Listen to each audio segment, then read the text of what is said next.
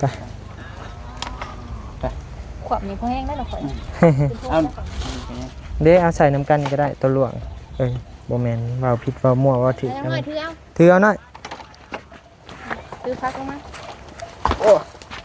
เพียงครั้ง พอสร้างคือบ่ได้มาขูดซอยซะ นอนเลยดิน น อนโสดมันก็กินหนึ่งมือกินเฮือน เฮ็ดปวกบ่นี่ ปวด ตึง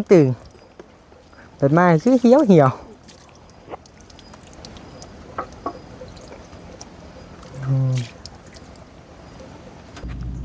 อยากให้เจ้ามาหนึ่งข้าวหนึ่งน้ำให้เพิ่นนะตอนเพลนนะ โดย ตอนใดก็ได้เจ้าวางคาบเพลนบ่คาบแรงบ่ก็แล้วแต่นะก็อยากให้มันมีบ้างนะ ถ้าเป็นไปได้กัน โดย ทุกมื้ออะไร ทุกมื้อแหละคือบ่พัดใจว่าแหละตั้งใจเอาแหละเฮ็ดจะได้ซะเงินซานเฮาเพิ่นก็มาสร้างมาซาให้เนาะผู้ใหญ่เพิ่นซอยมากกับเจ้าตอบแทนเพิ่นบ่ได้ก็เฮ็ดดีให้เพิ่นเห็นตอบแทนความดีเฮานี่แหละนี่ซอยพอสร้างนี่ที่บางคนก็ว่าสายบุญเอาแต่ใจบ่แม่นพี่น้องเอ้ยเนาะสิ่งที่บอกไปนี่อยากให้น้องเพิ่นเฮ็ด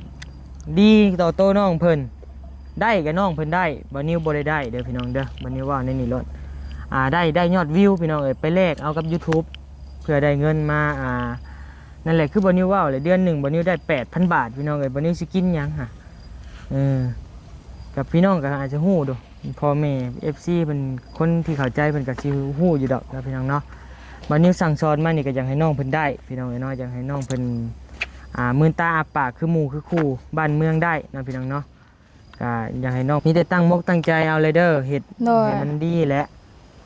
ตัวใดพอนั่นได้กะมาชดมาซอยเพิ่นเนาะพอมันกระบวนว่าสร้างเป็นพ่อบอนิวเลยบอนิวว้าวได้พี่น้องเอ้ยบอนิวโบแมนแบบนั้นไผก็ยาคะแนนว่าอันนั้นก็อยากบอกมันหู้เนาะบ่ภาษาเนาะ เจ้า เพราะว่าน้องน้อยนี่ว่าน้อยกับบ่น้อยและไล่เลี่ยกับบอนิวแหละห่างบอนิวปีเดียวหนึ่งเนาะรุดบอนิวปีเดียวพี่น้องเอ้ยเนาะ มีกับมันก็สิมีบอล มันกับมีเนาะคนเคยอยู่เนาะ พี่น้องเอ้ยน้องกับบ่มีหยังพี่น้องเอ้ยสอนน้องเพิ่นเล็กๆน้อยๆเนาะพี่น้องเนาะ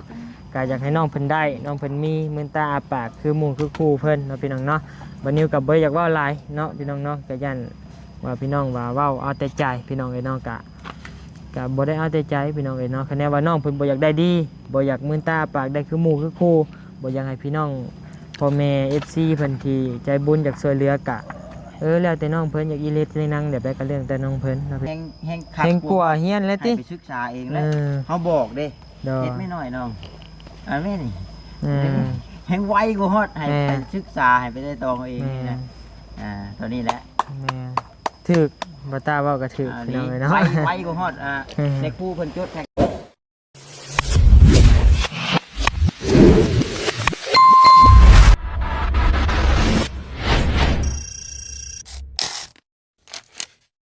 มาพี่น้องเอ้ย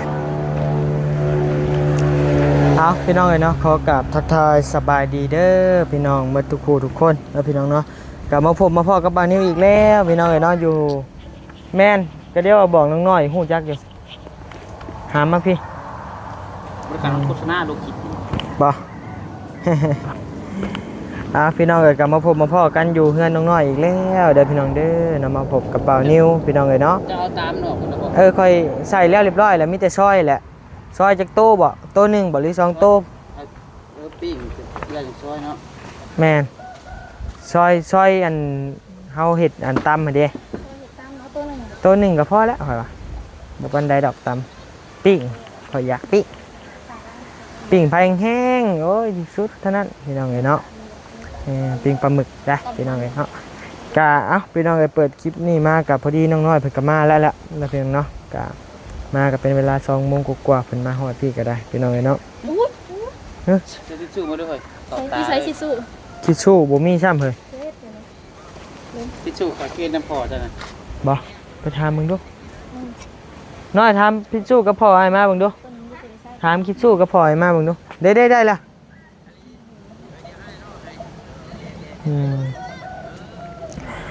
พี่น้องเอ๋ยกะมาคลิปนี้ทางบานิวกับสิมาบอกกล่าวตักเตือนน้องน้อยเพิ่นจักเล็กจักน้อยนะพี่น้องเนาะกะบานิวกับบ่แม่นคนเก่งหรือว่าคนฮู้ด้วยเสมอมาดอกเนาะพี่น้องเนาะแต่ก็อยากบอกให้น้องเพิ่นฮู้จักมุนคุณหรือว่าจังใดกะอยากให้น้องเพิ่นฮู้นั่นแหละพี่น้องเอ๋ยเนาะเป็นน้อยว่าคือว่าน้องเพิ่นกะอายุกะไล่เลี่ยกับบานิวแล้วนะพี่น้องเนาะกะอยากให้น้องเพิ่นฮู้และเข้าใจนะพี่น้องเนาะไปพี่น้องเอ้ยเดี๋ยวมาเบิ่งทางนี้ก่อน เอามือล่วง ต่อบอสจะซอยรถมันบ่นขี่ได้น่ะไข่ได้หลังมันบ่ สบายดีเด้อ สบายดี ไปดีเขาตากินโอ้ ขอเห็ดตะแรกเพื่อนมาส่งค่อยพูด มันบ่ออกได้สักค่ะ สบายดีเด้อหมึกปลาหมึกได้ เสื ถึ อก คอยเปิ้นมัดเสือกัน คะแนนมันสดๆนี่ถึกมือถึกตีนนี่ยังบอก ก็สิได้เสือเป็นสีขาวอีก บ่ โอ้ยว่า เอามาแล้วว่ารถค่าบ่ บ่ รถค่าหยังค่ากี่ต้มมาพี่น้องเอิ้นมาฮอดเลยเด้อน้องน้อยเฮาเนาะพี่น้องเนาะกะ กะสิมาโอ้ลมน้ำน้องน้อยอยู่จักเล็กจักน้อยพี่น้องเอ้ยแต่โอ้ลมกับทางบ่าวพัดไส้กับสาวเบลก่อนเนาะพี่น้องเนาะอันนี้กะพี่น้องสิงงเนาะย่านว่ายังบ่ได้เบิ่งคลิปบ่าวนิว Channel เนาะพี่น้องเนาะกะมาเบิ่งคลิปนี้กับมีทั้งแม่ใหญ่ใจดีจากฝั่งไทยเพิ่นเลี้ยงในเนื่องว่ามันเกิดลูกชายพี่น้องเอ้ยเนาะโดย เอามา2-3อันเด้อมานี่ วันเกิดลูกชายแม่เพิ่นนะพี่น้องเนาะ ตักแล้วนี่ ก็ขอบใจแม่เพิ่นหลายๆที่ว่ามาเลี้ยงเนาะพี่น้องเนาะทีมงานเฮา มึกแตงยังบ่ได้ล้างบ่ ยังบ่มีหยังล่างเลยก็มีแต่ให้น้องน้อยแล้วไปยกน้ำมาล้างพักล้างหญ้าไปนั่งไป ก็ไปล้างเนาะ หัวกุ้ง เอาไปล้างพุ่นบ่หรือไปเอาไปล้างพุ่นก็ได้ไป เก็บระเบียบ จะไปดึกกินไกล ไป ขวบนี้พอแห้งได้หรอข่อย เอา เด้เอาใส่น้ำกันก็ได้ตัวหลวงบ่แม่นเว้าผิดเว้ามั่วเว้าถูก แล้วน้อยถือเอา ถือเอาหน่อย ถือพักลงมา เคียงค้าง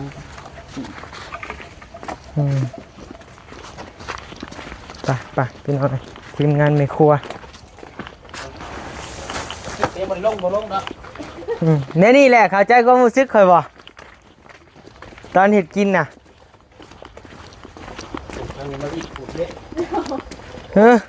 ขูดเฮ็ดทางนี้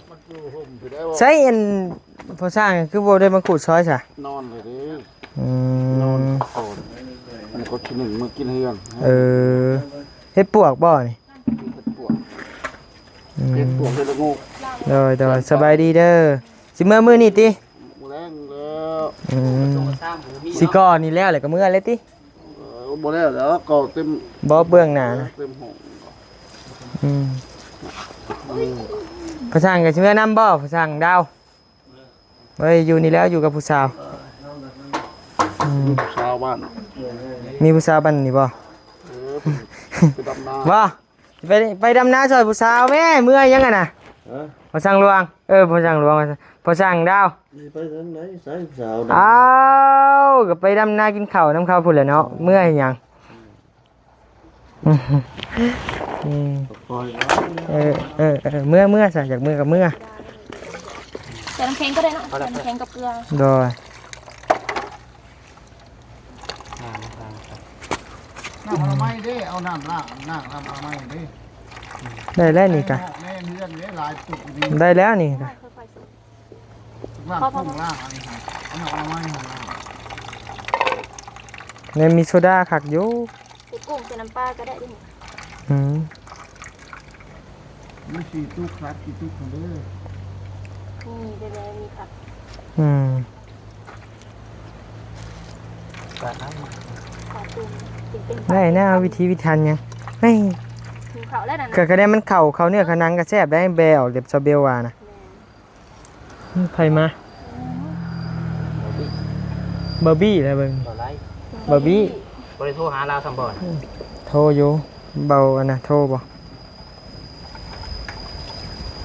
ตัวนี้เลยค่ะ ชมบ่โทรก็ว่าดอกหมู่สิให้เฮาแนวเฮาส่งลงในกลุ่มเลย โซดา บ่ได้บอกเนาะ แล้วไปว่าอยู่ บ่ตาว่าบ่โทรว่ะบ่ตาโทรอยู่แต่บ่รับว่าซั่นไปได้ไปคือเฮ็ดนาบุญนาเช้าเลยมาพี่ให้สิถึงเว้านำมา ให้เอาอยู่นำให้เบิดตัว โยมจ้ะ เอาก็ไปได้ซะ คือเฮ็ดนาบุญนาเช้ามื้อนี้เป็นจังไดเฮ้อ แบบ แดดบัดไอ้บัดชัยคือบ่บูดจ้ะบัดไอ้เบลคือบ่บูดจ้ะคือยิ้มตลอดจ้ะ ครูเว้ากันเนาะ เอ้าหมาบ่ยืนเว้านี่ เจ้าไปเว้าน้ำเฮา ป้าพี่น้องเอ้ยเนาะว่าน้ำกลัวไอ้เพชรชัยไอ้เบลก็เว้านำอยู่โตนี่เป็นได้ได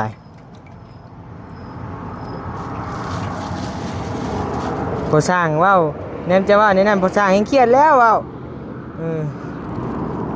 เว้นนี่ไอ้มาเห็นเราอัน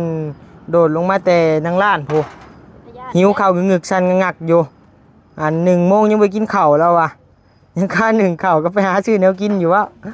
โอ้ยว่ะนังน้อยไปใส่เดว่ะสัน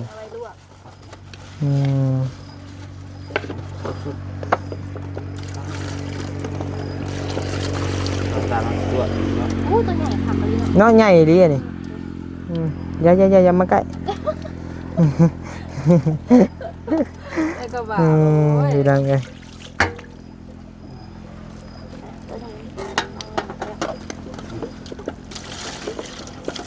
เพราะว่า ตอนอยู่ห้านเขาคือว่าตึงๆเปิดมาคือเหี่ยวคื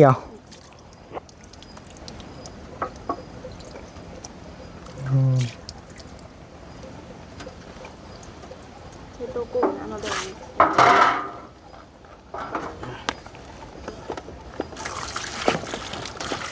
ตอนเฮ็ดกับตอนกินเนาะ ตอนกินล่ะบ่อยากเชื่อ มีหยังอัน โอ้เขาบอกหมดแล้วขี่เชอมันน่ะ มีลูกตาเด้อ เขาออกแล้ว ตาดิค่ะ เขาบ่เอาออกตาน่ะเอาแต่แขวออก สันหลังสันลิงมันนี่เขาออกหมดเลย กระปิ้งก้อนแหละมันยังหยุดกันอยู่ หมึกมันสิบ่ปูดป่ะน่ะ ตามซื้อคนได้ เฮ้ยข่อยไปขายงานบุญข่อยนี่ปิ้งปลาหมึกขาย โทษจ้ะซุ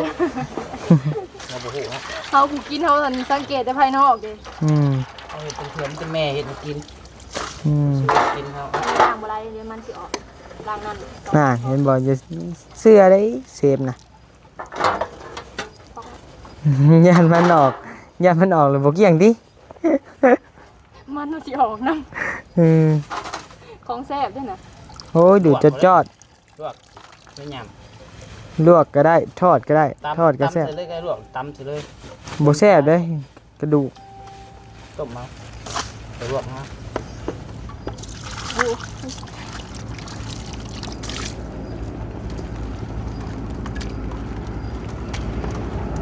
เจอพักก็จนแห้ว ขาดฮ้อน ชอบแทงมือตายยิงแทง ตายยังเทง อันยังก็ไปโทษเจ้าของโทษกุ้ง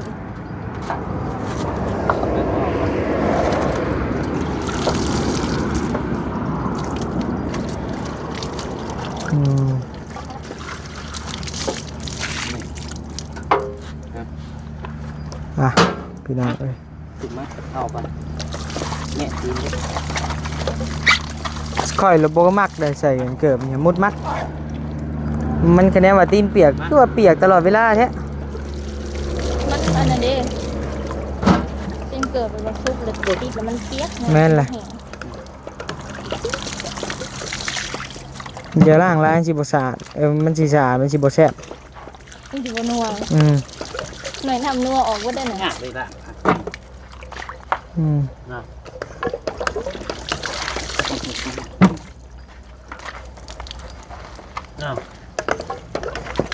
อ้าว ยัง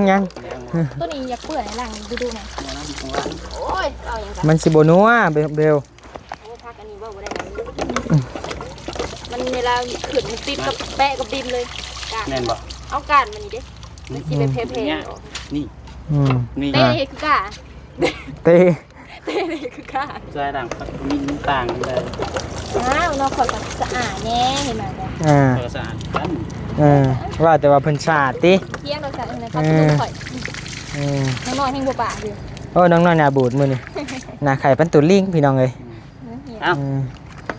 ทิ่มช้าเอ้ยเป็นปานนั่นแหละกะล่างแล้วเลยกะ มาเดี๋ยว ไปบัดนี้ เป็นไงทางตีนก่อน เอาหมอน ใส่ เนาะโอ้ยหมอกก็มีลืมล้างขี้หมู จะแล้ว ไปต้มกูแหละ ไปหม้อนี่หม้อไผวะ จักว่าเอาเคียงมานำเด้อเฮายังสิได้ซอย หม้อไผเอามาได้ใส่แม่จะบอก น้องน้อยล้างเคียง อ จะโดดเลยเด้ บ่ ล้างเคียงก่อนเราจะใช้ต้นพักแล้วก็ลูก ไปพี่น้องเอ้ยเป็นยังเฮ้ยอุกใจยังได้นี่ฮะใช้เบิ่งยังกินนี่เบิ่งใหม่ดู ไส้อาเจียนหรืออา ปวดท้องแบบนี้เป็นไส้ติ่ง ใครเคยเป็นเซติ่ง นะครับอาการปวดท้องของไส้ติ่ง เป็นหยัง จะมีลักษณะ เจ็บบ่ ครับดังนั้นใครที่มีอา ปวด การ แล้ว ปวดท้อง ยัง จะบอกอย่างนี้ มันคือบ่แหละเดี๋ยวกำลังเบิ่งอยู่นี่ จะเป็นไส้ติ่งแล้วก็ได้ครับอันดับแรกเลย ใช้ปิดก่อนทั้งนั้นโอ้ยตัดสายอูซะดอกนี่ ซึ่งเป็นตำแหน่งไส้ติ่งนะครับแต่ว่า เอาเสียงขึ้น ปวดตลอดนะครับแล้วก็ปวดมากขึ้นเรื่อยๆพักหรือว่านอนอาการก็ไม่ดีขึ้นนะครับต่อมาอาการที่สองคือมีอาการไข้สูงมากๆนอกจากปวดท้องแล้วต้อง เป็นบ่ ด้วยนะครับซึ่งบางคน ปวดบ่ได้เล็บปวดบ่งใดเบิ่ง เป็นเลย บ่งใด เนื้อขึ้นเสือ อยู่เทิงพี่ แถวนี้แล้ว อยู่เทิงนี้ เออ บ่แม่นเซตติ้งอยู่ลุมพี่เขามุมหำพี่ กระเพาะบ่เสียบบ่จิบเสียบบ่ เมื่อคืนนี่โคตรแห้งตัวตอนเช้านี่มันเศร้าเลยมันก็มาเจ็บ อืม กระเพาะบ่ จ็แบบ เบิ่งขัวติ แม่ อยู่นี่บ่ บีได้ คะแนนถ้า ตรงบีอักเสบ คะแนนว่าเซตติ้งมันต้องอยู่ลุมนี้ ใช้ติ่งอายุลม เจ็บอยู่ลุม ตรงบีอักเสบนี่ ทงเบียร์เสียบ่ แต่ว่าไปกวดเบิ่งดีชุด แหละ อืม ปล่อยปลาโดนได้ คันบ่ไหว้ขี่รถเมื่อนํกัน แม่น ย่านได้เฮ้ย มาได้เฮือ หมู่ยังมีแต่ 2-3 คนนี่ คือแต่งตัวเท่แท้มัน มันแต่งตัวที่วะนี่ โอ้ใส่เกลือนี่ มาหน่อยมาเดี๋ยวสิโอ้ลมน้ำจักหน่อยมา โบบี้ ก็ โบบี้เหม็นเต็มอยู่ บ่บี้บ่ เฮ็ดบ่บี้ ปะเมียมาเลยปะเมียมาเลยป้ามีไปหาซาโบเลยแฮะ บ่บี้แล้วก็ปลา เดี๋ยวไปนั่งอยู่ใช่ปะ ก็มีความสุข พี่น้องเอ้ย หิวเข่าดิ โอ้ยหิวคือกัน อยากเข่าดิ พี่น้องเอ้ยทักทายสบายดีเพื่อนเองเด้อพี่น้องเด้อเนาะกาสีมาบอกมาสอนน้อยๆจักเล็กจักน้อยพี่น้องเอ้ยเนาะกาเห็นบ่นางหลายคนเลยเดี๋ยวนี้เลิศค่อยว่าค่อยเลยเจ็บเสร็จ เอาล่ะ ยังบ่แม่นเรื่องตลกจังหน่อย เอานั่นให้เนาะ จังหน่อยสิให้เจ้าเฮ็ดตลกให้ บ่ได้เห็นได้อูขาดจ้ะ แม่น เดี๋ยวเรียงคำว่าวก่อน แม่นเลย พี่น้องเอ้ยเนาะกาอ้ายมาเห็นมื้อเช้านี่หน่อยเนาะกามาเห็นทางพอสร้างนั่นแหละเพิ่นเซ็กซี่ว่าแนวใดเนาะมันอยากให้เจ้ามา1ข้าว1น้ำให้เพิ่นนะตอนเพลน่ะ โดย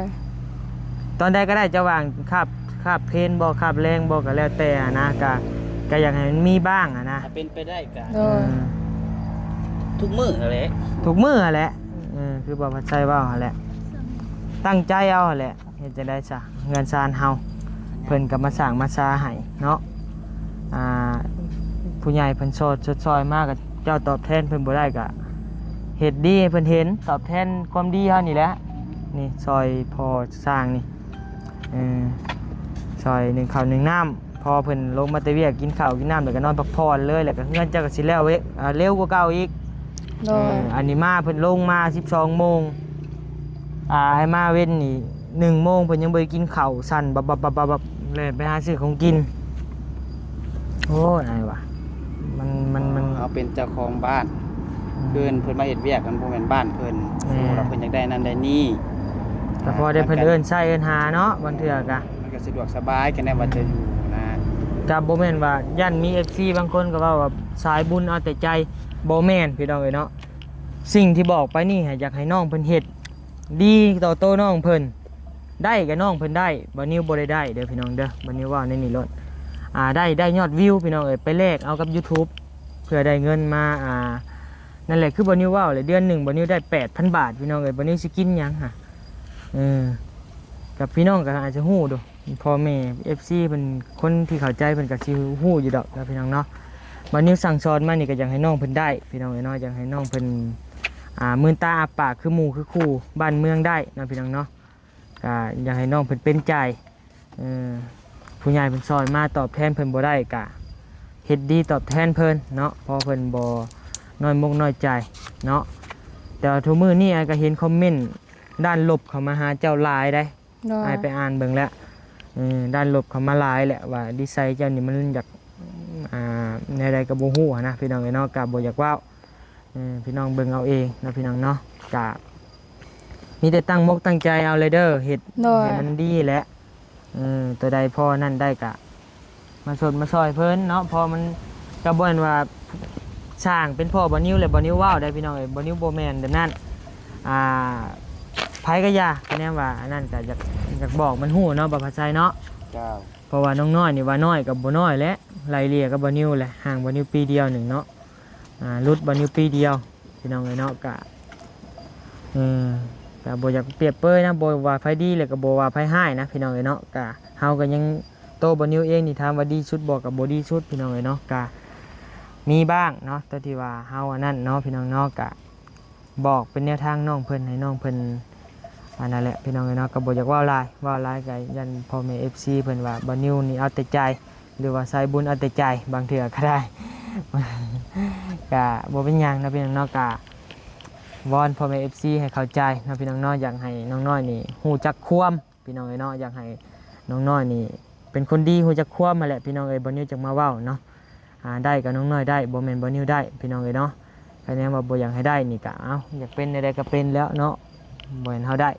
นะพี่น้องเอ้ยเนาะบางเพิ่นว่าคิดอีกด้านนึงพี่น้องเอ้ยเนาะอันนี้บ่นิวอยากให้ถือว่าเป็นเคสบ่นิวน้องน้อยนี่ก็ได้แล้วก็อยากให้มันแล้วมันทั่วพี่น้องเอ้ยเนาะอยากมันแล้วให้น้องน้อยมือตาอาปากได้คือหมู่คือคู่เนาะบ่อยากให้อายหมู่พี่น้องเอ้ยเนาะก็นี่แหละคำบ่นิวอยากสิว่าเนาะพี่น้องเนาะก็มีแต่เฮ็ดเอาเด้อนางเด้อตัวใดดีตัวใดบ่ดีก็เด้อส่วนดำหน้าบ่นั่นนี่ก็แบ่งเวลาเอาเนาะหรือว่า10 โมงบ่ก็ออกมา1ข้าว1น้ำมาเฮ็ดหาของอยู่ของกินหรือว่ามาภาษาเอ้ยมีหยังขาดเหลือบ่จะอยากได้หยังบ่มื้อนี้ก็ไปหามักนาวก็บ่ได้แล้วก็แล้วบ่ฮู้บ่อนเอาคือเจ้าใครแน่ตื่นเข้าไปในบ้านก็มีโลดหันขายมักนาวก็ฮู้โลดว่าหันอยู่ไส บ่มีบ่ขาย เอ้าน อกจาก บ้านจะไปกินมักนาวบ่ บ่มีดินอกจากเราเห็น หันตำงุ่งก็บ่มีบ่ในบ้านบ่มีทหารเวียดหันเดียวแล่นเข้าไปนาคำใต้เจ้ากะเจ้าฮู้เด้คืออ้ายนี่ฮู้คืออ้ายอยู่แล้วก็แล่นไปนาคำใต้นี่ไอ้ฮู้เด้มีก็มันก็สิมีบ่อนมันก็มีเนาะคนเคยอยู่เนาะพี่น้องเอ้ยเนาะก็บ่มีหยังพี่น้องเอ้ยสอนน้องเพิ่นเล็กๆน้อยๆเนาะพี่น้องเนาะก็อยากให้น้องเพิ่นได้น้องเพิ่นมีมือตาอาปากคือหมู่คือคู่เพิ่นเนาะพี่น้องเนาะบัดนี้ก็บ่อยากเว้าหลายเนาะพี่น้องเนาะก็ยัน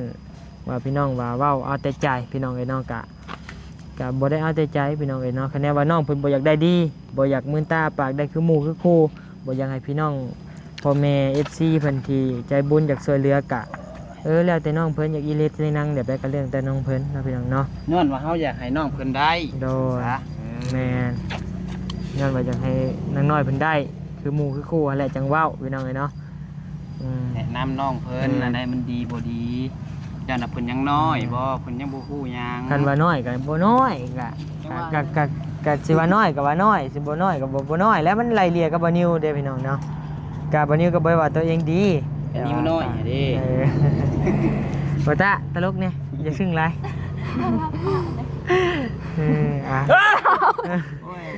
เด้อมีแต่ตั้งใจเอาเด้อนังเด้อ โดย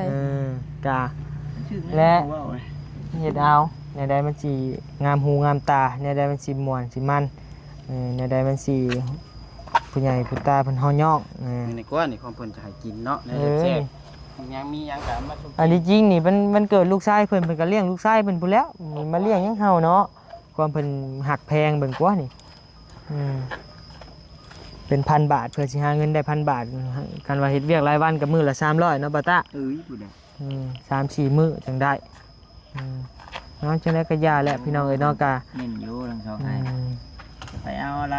น้องน้อยเขาไม่ได้เรียนหนังสือน้องน้อยเขายังตัวเล็กยังน้อยเข้าใจอยู่เขามาบ่เรียนหนังสือแต่ว่าเฮานี่ได้บอกพุดปับเลยเขาบอกออกมาจากปากแห้งคัก เฮงกลัวเฮียนเลยติ ให้ไปศึกษาเองแล้วเขาบอกเด้เฮ็ดไม่น้อยน้องอันนี้นี่แห้งไวกว่าฮอดให้ไปศึกษาให้ไปได้ตองเอาเองนี่นะตัวนี้แหละ แม่ถึกบ่ตาเว้าก็ถึกพี่น้องเอ้ยเนาะ ไวกว่าฮอดในครูเพิ่นจดใส่กระดาษไปเนาะไวเลยไวแฮง คันว่าจากใจกะบัดนี้บ่ได้อยากได้หยังหลายนะพี่น้องเนาะว่าจากใจกะอ้ายอยากเห็นว่าอันนี้จะกินข้าวมาเลยบ่เลยหามพาข้าวมาให้อ้ายนะแต่อ้ายข้าวมาอ้ายยังบ่เคยเห็นเลยถ้ามันน้อยใจบอกก็มีบ้างเนาะพี่น้องเนาะกะ เบานิวน้อยใจ ก็มีบ้างแหละพี่น้องเนาะโอ้กินนี่ คือว่าตาก็ได้กินเลยบ่พาข้าวน้องน้อย ได้กินครับได้กิน วันนี้ก็ ได้ก็ถามหาลูก ใครอยู่ถามหาเฮาเพิ่งยังไปถามหาเฮานะ จะอยากกินอะไรก็ยังว่าเลย เดี๋ยวว่ามีอ้ายมื้อนี้มีแต่แจ่วเด้อเอามาให้กินดีใจก็บ่แม่นว่าอีหยังได้พี่น้องเอ้ยเนาะแต่เข้ามาก็ยังบ่ได้กิน ก็นี่แหละปฏิบัติเอาเด้อนางเด้อ โดย FC เพิ่นก็เว้ามาหลายแหละก็บ่แม่นว่าอีหยังได้พี่น้องเอ้ยเนาะ